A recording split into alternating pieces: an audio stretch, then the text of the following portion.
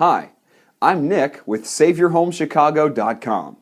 Did you know that Bank of America is paying up to $30,000 cash in what's called relocation assistance to delinquent homeowners? Upside down homeowners who are way upside down on the house and they owe more than it's worth. Let's say they owe $400. It's worth $300. They've been living there for free for a year without making the payments. $30,000 just to move and just to cooperate with the short sale. You see, the bank doesn't want to foreclose. They lose money when they do that.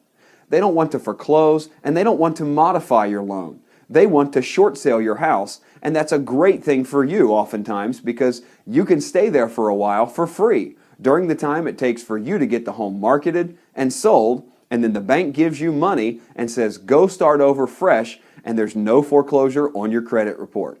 So, Bank of America is paying up to $30,000, and they're not the only lender that are paying people money to help them move out and move on down the road and get a fresh start. And so one of the things I do as a real estate professional and a foreclosure alternatives advisor is I help people save their home through loan modification. It's a free service. I help people get qualified for the HARP 2.0 government refinance program.